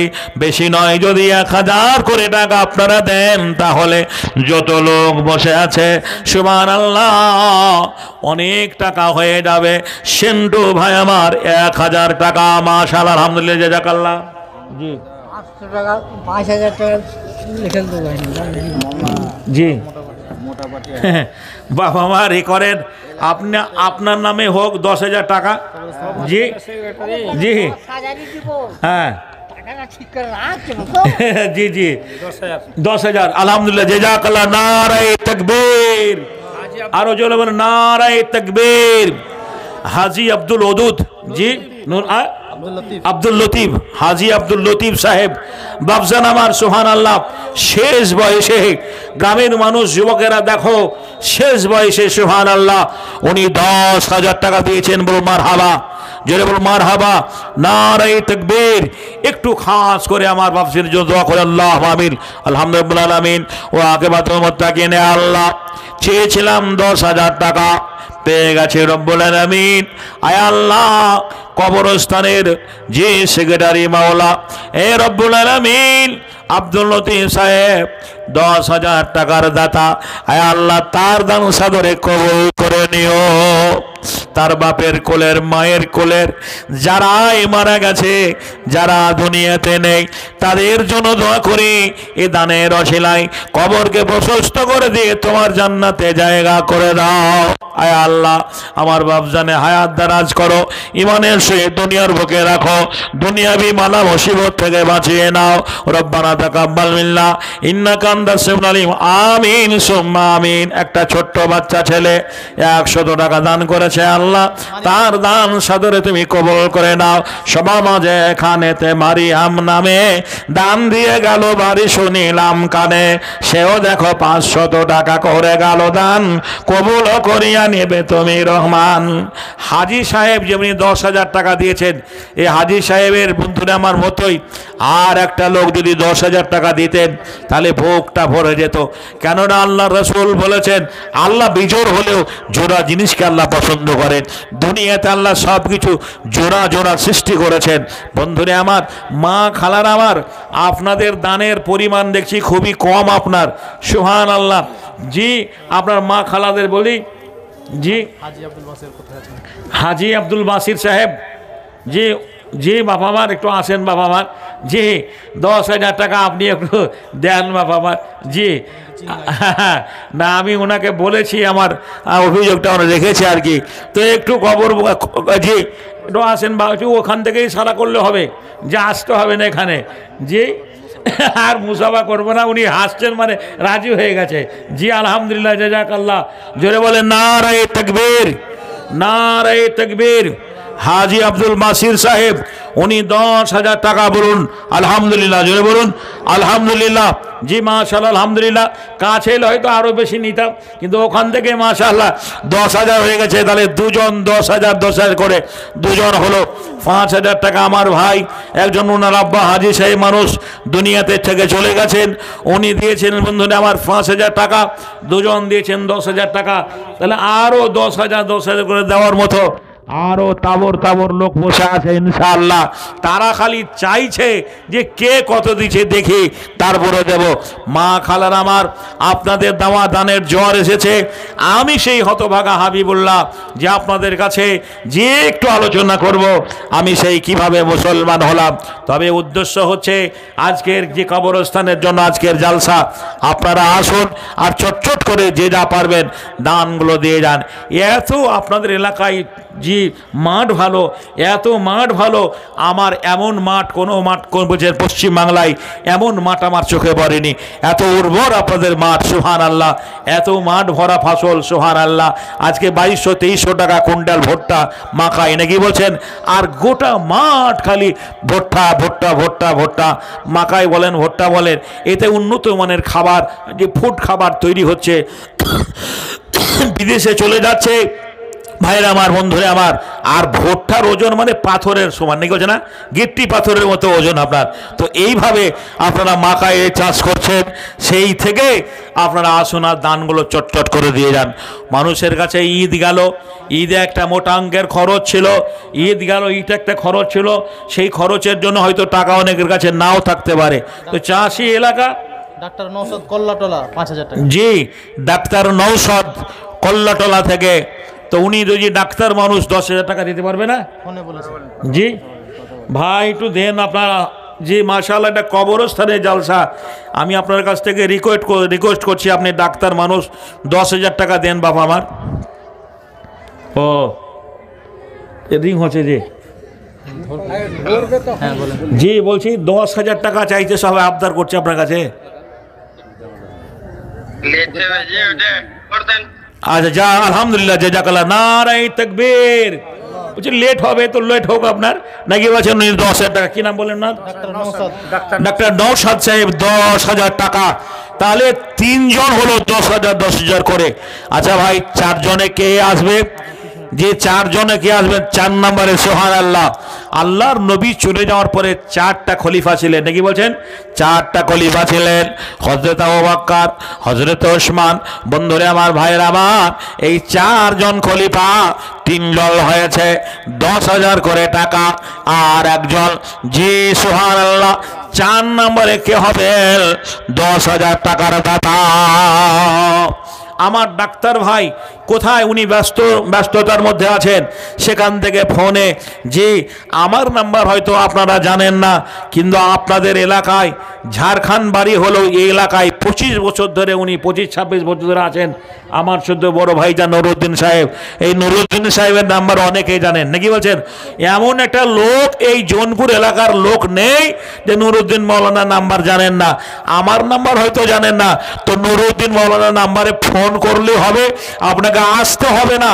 শুধু চায়ের দোকানে থাকেন আর মিষ্টির দোকানে থাকেন আর পানের ঢপেই থাকেন, যেখানেই থাকেন না কেন, বাজারে থাকেন, ওখান থেকে শুধু মৌলানা নাম্বারে বললেই হলো যে আমি এত টাকা যে ওই কবরস্থানে দান করব। কেননা একটা লোকও কেউ হাত উঠিয়ে বলতে পারবেন না যে আমি কবরে যাব না। প্রত্যেকটা মানুষের কবরে যেতে হবে। মাশাআল্লাহ, আলহামদুলিল্লাহ, জাযাকাল্লাহ। আয় আল্লাহ রাব্বুল আলামিন, আমার ভাইজান গোম নামে বেনামিতে 1100 টাকা দান করেছেন। আল্লাহ গো, তাদের দান তুমি সাদরে কবুল করে নাও। সভা মাঝে এখানেতে ছিল বর্তমান বাবর আলী, সেও দেখো করে গেল দান। এক ধুল জমির দাম, এক ধুল সমান কত? এক কাঠা 20 ভাগ 1 ভাগ। হ্যাঁ, এক কাঠার একটু কম নাকি? হ্যাঁ, 20 ধুলে 1 কাঠা। ও 20 ধুল 1 কাঠা, তারপরে এক ধুল জমির দাম আর কি। এক ধুল জমির দামে হিসাব আমার মগজে নেই। তো এক ধুল জমির দাম যারা জমি কারবার করেন তারা দেবেন আপনার, উনি এক ধুল জমির দাম, জি মিনিমাম 5 থেকে 10,000। 1 লাখ টাকা তাহলে 5,000। 5,000। তো বাবর আলী ভাই যদি আর 2 ধুল জমির দাম দিতেন খুব ভালো হতো। 2 ধুল নাকি বলছে না, 1 ধুল না দিয়ে 2 ধুল জমির দাম দিলে 10,000 টাকা হবে আনুমানিক আর কি। জি, তো বাবর আলী ভাইকে বলছিলাম যদি একটু কারো নাম্বার একটু বলে দিতেন যে হ্যাঁ 2 ধুলি হলো আপনার, ইনশাআল্লাহ তাহলে খুব খুশি হতাম। এখানে শুকুদ্দি ভাই আমার দিয়েছেন 600 টাকা, আলহামদুলিল্লাহ। সভা মাঝে এখানেতে ছিল বর্তমান শুকুদ্দিও নামে দেখো করে গেল দান। ও ভাই মুসলমান, মৌতের আগে করো দান, মরলে যাইবা খালি হাতে, পাইবা শুধু কাফল খান। ও ভাই মুসলমান, মৌতের আগে করো দান, এসব তোমার বেগানা হবে, সবই কিছু পরে রবে, আপন হইবে গোরস্থান। ও ভাই মুসলমান, মৌতের আগে কর দান, দালান কোঠা পাকা বাড়ি, জমি জায়গা সুন্দর নারী, সবই রইবে পড়িয়া। ও ভাই মুসলমান, মৌতের আগে কর দান। ইসলামের সূচনা থেকেই, ইসলামের শুরু থেকেই, সুবহানাল্লাহ, 5,000 কি বলছেন, ইসলামের শুরু থেকেই এইভাবে মুসলমানরা দান করেছেন, সাহাবীরা দান করেছেন, তাবিঈনরা দান করেছেন। দান আছে বলে আজও ইসলাম টিকে রয়েছে। দুধুর হয়ে গেল এই ভাই নাকি বাবর আলী? জি মাশাআল্লাহ, আলহামদুলিল্লাহ। উনি দুধুল মানে 10,000 টাকা। জি, তাহলে 10,000 টাকা। ইসলামের ভিত হচ্ছে 5টা। 4 জনের নাম পেলাম 10,000 10,000 করে, আর নাম্বার একজন 5,000 10,000 টাকা দেওয়ার মতো, তাহলে 5 জন হবে, 5টা লোক হবে। সুবহানাল্লাহ, 10,000 করে দাও, যে 10,000 করে দেওয়ার জন্য। আর নাম্বার একজন বললে 5 জন হবে, 4 জন হয়েছে। মাশাআল্লাহ, আলহামদুলিল্লাহ। আর একজনকে ইসলামের হিতাকাঙ্ক্ষী আছেন, কবরকে সুবহানাল্লাহ ভয় করেন।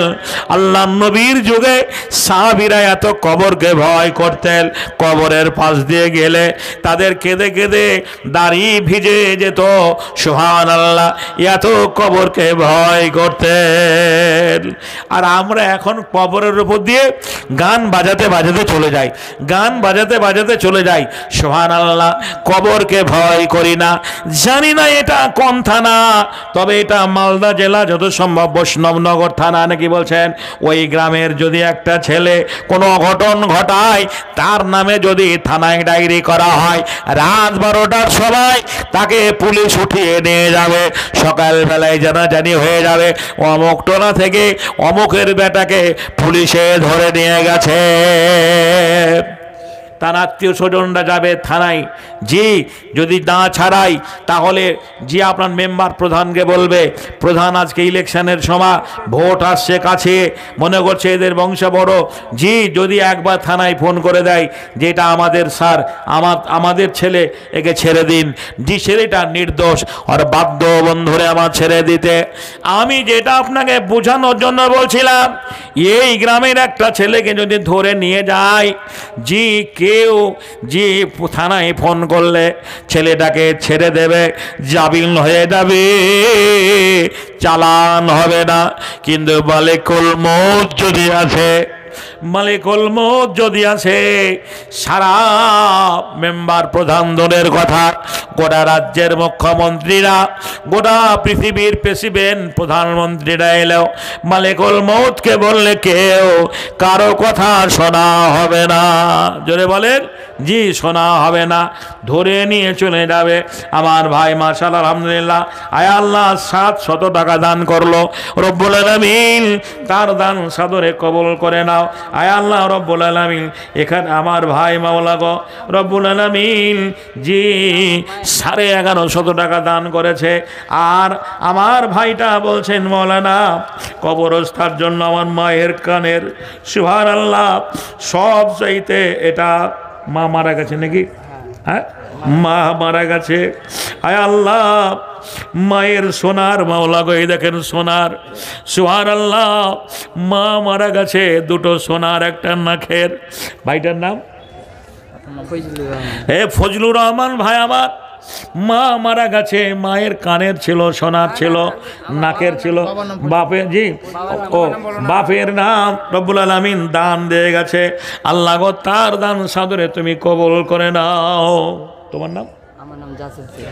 জাসেদ শেখ, তার মা মারা গেছে। জি জি, মা মারা গেছে মায়ের নামে, জি মা মারা গেছে মায়ের নামে কানের আর নাকের দান করেছেন। জোরে বলুন আলহামদুলিল্লাহ। রব্বুল আলামিন, হায়রে মা, মা যার নেই সেই হতভাগা জানে, জাসেদ ছেলেটা জানে ঈদ কেমন ভাবে গেল, ঈদ কি করে হলো। মা গো মা, ও জননী মা, জনম দুঃখে মা, মায়ের মতো মিঠা জিনিস আর দুনিয়ায় পেলাম না। মা আমার মা, পেটে তুমি রাখলে মাগো বউ কষ্ট করে, তাই তো মাগো এসেছে মা এ ভব সংসারে, মা এ ভব সংসারে তোমার পায়ের নিচে আমার বেল, বিশ্ব নবীর ঘোষণা। মা আমার মা, আল্লাহ রব্বুল আলামিন মাওলাই করিম তোমার কাছে ফরিয়াদ করে বলি, এই জাসেদ ছেলেটার মাকে কবর প্রশস্ত করে দিয়ে আল্লাহ গো তোমার জান্নাতে জায়গা করে দাও। মায়ের মহব্বতে, মায়ের ভালোবাসায়, মায়ের নাকের ছিল, কানের ছিল। আয় আল্লাহ আজকের কবরস্থানে জলসায় দান দিয়ে গেল, আল্লাহ এই জাসেদের দান তুমি কবুল করো। রব্বানা তাকাব্বাল মিন্না ইন্নাকা আনতাস সামিউল আলিম। আমিন সুম্মা আমিন। এই বোন দুটো আপনাদের কাছে গেছে, যদি জান্নাত পেতে চান রে মা, কেউ খালি হাতে ফিরিয়ে দেবেন না।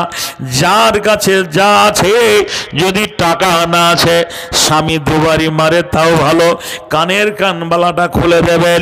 আল্লাহ নবী বেলালকে বলতেন, বেলাল যাও বাইতুল ফান্ডে মাল শেষ হয়ে গেছে, সামনে ঈদ আসছে, ইয়াতিম ছেলেদের মুখে হাসি ফুটাতে হবে, যুদ্ধের ময়দানে টাকা পাঠাতে হবে। আল্লাহর নবীর সাহাবী বেলাল চাদর নিয়ে যেতেন। সেদিন এই প্রযুক্তিবিদ্যার মাইক জন্ম হয়নি। বেলাল চাদর নিয়ে গিয়ে বলতেন, ও মদিনার মায়েরা, আমি ইসলামের জন্য এসেছি, আপনারা যে যা পারবেন দান করবেন। মদিনার মায়েরা কানের কানবালা, গলার হার, নাকের নাকমাছি, পায়ের নপুর, হাতের চুড়ি, সবগুলো সোনার সোনার সোনার সোনার। মদিনার মায়েরা দুহাত ভরে বেলালের চাদরে দান করতেন।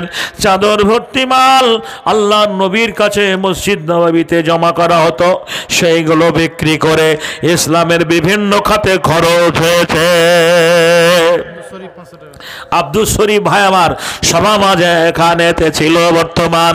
আব্দুল শরীফ দেখো হইল প্রমাণ, বেনামিতে তরি রায় কনজন ছিল, 1050 টাকা দান পাঠাইল, যে উদ্দেশ্যে যে নিয়তে করে গেল দান, কবুল করিয়া নিবে তুমি রহমান।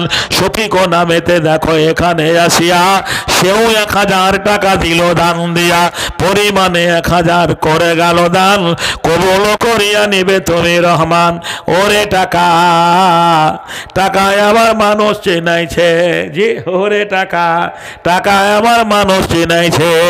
এই টাকার জন্য কত ছেলে, টাকার জন্য কত ছেলে বিদেশ খেটেছে, ওরে টাকা, ওরে টাকা, টাকায় আমার মানুষ চেনাইছে। এই টাকার জন্য কত নেতা মন্ত্রী জেলে ঢুকেছে, ওরে টাকা। আমার মুরসালি ভাই আমার, জি 500 টাকা দান দিয়ে গেছে, আল্লাহ গো তার দান সাদরে কবুল করে নাও। জানি না মায়েরা, সুবহানাল্লাহ। একটা ঘটনা আপনাদের কাছে বলবো। মুসা নবীর জামানায় একটা মহিলার বাচ্চা মারা গেল, মুসা নবীর জামানায় একটা মহিলার বাচ্চা মারা গেল। মুসা আলাইহিস সালাম চলে যাচ্ছেন, মেয়েটা বলছে বেটা মুসা রে, আমার ছেলেটা মারা গেছে, মা বলার কেউ নেই। বেটা মুসা রে, আমার ছেলেটা যাতে প্রাণ ভিক্ষা পায়, মা বলার আমার কেউ নেই, আমার ছেলেটাকে বাঁচিয়ে তোল। মুসা নবী ফেরে পড়ে গেলেন, কি করে মেয়েটাকে সান্ত্বনা দেওয়া যায়। বললেন মা এক কাজ করো, এই ছেলেটাকে রেখে তুমি এই জৈনপুরে যাও, ওই বাড়ির মাটি লাগবে যে বাড়িতে কোনো লোক মারা যায়নি, এক মুষ্টি মাটি লাগবে, তবেই তোমার ছেলেটা বাঁচবে। জৌনপুর গ্রামটা ছোট গ্রাম নয়, যে বাড়িতে যায়, যে টোলায় যায়, যে মহল্লায় যায়, যাকেই জিজ্ঞাসা করে, কেউ বলে আমার আব্বা মারা গেছে, কেউ বলে আমার মা মারা গেছে, কেউ বলে আমার দাদা মারা গেছে, কেউ বলে আমার কি বলছেন ছেলে মারা গেছে। এখানে যারা আমরা বসে আছি, একটা আমার সামনে একটা লোক হাত উঠিয়ে কেউ বলতে পারবে না যে আমার কেউ মরেনি। আছে একজন কেউ বলতে পারবেন যে আমার কেউ মরেনি? সকলের আত্মীয় স্বজন আপন জনেরা মারা গেছে, তাদের জন্য আজকের এই জলসা। এ কবর ভয়ে যান কেঁপে মরে, কেন তুই ডাকিস আই আই মন একলার ঘরে। ও জৌনপুরের ভাইরা, এখনই অসুস্থ হয়ে পড়লে গাড়ি রিজার্ভ করে মালদা মেডিকেলে ভর্তি করা হবে। ডাক্তার যদি বলে পেশেন্টের অবস্থা ভালো নয়, একজনকে থাকতে হবে, বলুন হসপিটালে পেশেন্ট ভর্তি করার পরে লোক থাকে না থাকে না, জোরে বলেন লোক থাকে না থাকে না। বাপ অসুস্থ হয়ে পড়লে বেটা থাকে, মা থাকে, যে আপন জনেরা থাকে, কেউ না কেউ থাকে।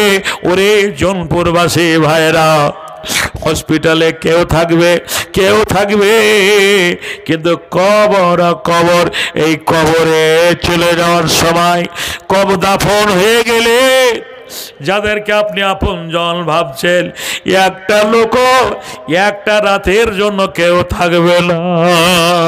না থাকবে? যদি বলেন থাকবে? কোন মা বলতে পারবে জোরে নামুল, তোর আব্বাকে ছাড়া আমি এক রাত থাকতে পারিনি, আজ তোর বাপের দাফন হয়ে গেল, আমাকে চল কবরে সেই জায়গায় রেখাই, আমি রাত বাস করব? থাকবে? একটা মা থাকবে না, মরতে সবাইকে হবে। তাই কবরের যে কবরস্থানের জালসা, কেউ এমন একটা বাড়ি নেই যাদের বাড়িতে লোক মরেনি। মেয়েটা ফিরে এলেন মুসা নবীর কাছে, মুসা নবীর কাছে। মুসা নবী জিজ্ঞাসা করছে যে তুমি পেয়েছো মা? বলে না বেটা রে, সব বাড়িতেই লোক মারা গেছে। মুসা নবী বুঝালেন মা, সবার বাড়িতে যেমনি লোক মরেছে, কেউ বলেছে আমার আব্বা মরেছে, কেউ বলেছে আমার মা মরেছে, কেউ বলেছে ভাই মরেছে, কেউ বলেছে স্বামী মরেছে, কত মা বলেছে আমার সন্তান মারা গেছে। মুসা নবী বললেন মা, দুনিয়া চিরস্থায়ী কারো জন্য নয়, তোমার ছেলে মারা গেছে, তুমিও মারা যাবে, মরতে সবাইকে হবে। আল্লাহ কোরআনে বলেন কুল্লু নাফসিন যায়কাতুল মাউত, যার নফস আছে তাহার মওত অনিবার্য। কবির ভাষায় বলা যায় জন্মিলে মরিতে হবে, অমরকে কথা কবে, চিরস্থির কবে নীর, হাইরে জীবন নদে। সবাই একদিন আমরা আমরা মারা যাব। আল্লাহর নবী বলেছেন একজন লোক যদি মারা যায়, জৈনপুরে একটা লোক যদি মারা যায়, 10টা ইমানদার লোক, 10টা নামাজি লোক যদি আফসোস করতে থাকে, হায় হায় করতে থাকে, যদি তাদের জমান দিয়ে বেড়ে যায়, লোকটা মারা গেল, ইন্না লিল্লাহি ওয়া ইন্না ইলাইহি রাজিউন। লোকটা বড় ইমানদার ছিল, লোকটা ভালো ছিল, সমাজসেবী ছিল, মাদ্রাসা দরদি ছিল, মসজিদ দরদি ছিল, লোকটা পরর উপকারিক ছিল, লোকটা বড় ইমানদার ছিল। ওয়াল্লাহি ওয়াল্লাহি আমার নবী তাকে জান্নাতি বলেছে।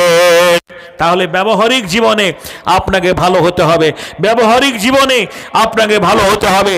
আপনার জবানের দ্বারা, ও কি বলছেন, আপনার চোখের দ্বারা, হাতের দ্বারা, পায়ের দ্বারা, জমি সম্পত্তির দ্বারা, ব্যবসার পারপাস করতে গিয়ে কেউ যেন আঘাত না পায়, লেনদেন করতে গিয়ে কথার মাধ্যমে কেউ যেন আঘাত না পায়। আল্লাহ রাসূল বললেন ওই ব্যক্তি প্রকৃত মুমিন যার হাতের দ্বারা প্রতিবেশী কষ্ট পেল না, ওই ব্যক্তি প্রকৃত মুসলমান যার জবানের দ্বারা কেউ আঘাত পেল না, তাকে প্রকৃত মুসলমান বলা হয়েছে, প্রকৃত মুমিন বলা হয়েছে। বন্ধুরে আমার, ভাইরা আমার, তাহলে একটা লোক যদি, সৎ লোক যদি মারা যায়, নেককার যদি মারা যায়, ইমানদার যদি মারা যায়, গ্রাম স্তব্ধ হয়ে যাবে, আফসোস করতে থাকবে, হাই হাই করতে থাকবে, অনুতপ্ত হতে থাকবে, আর অন্তর থেকে জানাজা নামাজে তার জন্য দোয়া হবে। যদি বলেন ঠিক না ঠিক, জানাজা নামাজে তার জন্য দোয়া হবে। আপনার ব্যবহারে যদি লোক অসন্তুষ্ট হয়, আপনার ব্যবহারে পাশের জমিওয়ালা যদি দুঃখ পায়, কষ্ট পায়, এ আলটাকে যদি দেবে নেন, বন্ধুরে আমার, সে কমজোরি লোক, জি সে কিছু করতে পারবে না, কিন্তু মরার দিনে সেই লোকটা কি বলছে, অনুতপ্ত হবে না, বলবে শালা মরেছে, ভালো হয়েছে, জি শালা মরেছে, আজ আপদ চুপে গেছে। বন্ধুরে আমার, ভাইরা আমার, তাহলে আমরা মানুষেই জন্মগ্রহণ করেছি, পৃথিবীতে যতগুলো জীব আছে সবারই ঊর্ধ্বে আমরা শ্রেষ্ঠ জীব, আশরাফুল মাখলুকাত। আল্লাহ রাব্বুল আলামিন আমাদের জন্য কোরআন পাঠিয়েছেন, আমাদের জন্য নবী পাঠিয়েছেন, সেই সুবাদে আমরা ভালো হয়ে যাব। আমার চারিত্রিক যে গুণ যেন দেখে সবাই আফসোস করতে থাকে, অনুতপ্ত হতে থাকে মরার পরে, তাহলে ভালো একটা জায়গা পাবো, যে সেটা হচ্ছে জান্নাত। তাই আমরা আসি, একটু দানগুলো চটচট করে দিয়ে যাই। সবা মাঝে খানেতে ভাই জানা শিয়াম আশরাফ, কি এটা মোরফুল নামে দেখো দিল দান দিয়া, পরিমাণে সেও দেখো করে গেল দান। 1000 টাকা দেখো হইল প্রমাণ, আর একজন 500 টাকা দান দিল, বেনামিতে 500 প্রমাণ হইল। মাসিদুল নামে দেখো এখানে আসিয়া, আর ফিটু ভাই 1000 দিল দান দিয়া, অবশেষে সেও দেখো করে গেল দান।